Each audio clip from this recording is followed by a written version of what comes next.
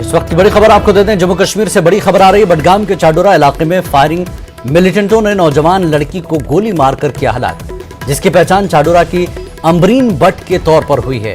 Firing में लड़की का 10 साला भांजा जख्मी हुआ है और शदीद जख्मी हालत में दोनों को अस्पताल मुंतकिल किया गया था, जहां अमरीन जख्मों से जानबर न हो सकी, जबकि भांजे की हालत मुस्तहकम बताई जाती है। अमरीन टीवी अदाकारा बताई जाती हैं। वो सोशल मीडिया पर भी सरगर्म रही हैं। बड़ी खबर इस वक्त की, मिलिटेंटों ने बडगाम के चाडोरा इलाके में एक नौजवान लड़की को गोली मारकर हलाक कर दिया, जिसकी पहचान चाडोरा के अमरीन बट के तौर पर हुई है और फायरिंग में लड़की का 10 साला भांजा जख्मी हुआ है। शदीद जख्मी हालत में दोनों को अस्पताल मुंतकिल किया गया था, जहां अमरीन जख्मों से जानबर न हो सकी, जबकि भांजे की हालत मुस्तहकम बताई जाती है। अमरीन टीवी अदाकारा बताई जाती हैं और वो सोशल मीडिया पर भी सरगर्म रहती थी।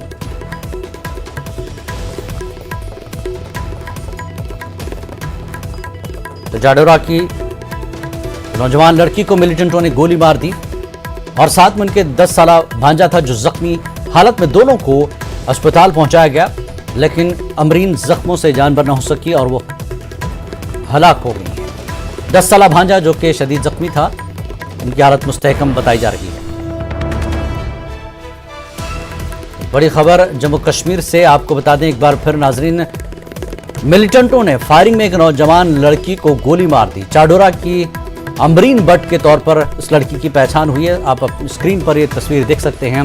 फायरिंग में लड़की का 10 साला भांजा भी जख्मी हुआ था। शदीद जख्मी हालत में दोनों को अस्पताल मुंतकिल किया गया, जहां पर अमरीन जख्मों से जानबर न हो सकी। भांजे की हालत मुस्तहकम है और बताया जा रहा है कि अमरीन टीवी अदाकारा बताई जाती हैं। वो सोशल मीडिया पर भी काफी सरगर्म रहती थी।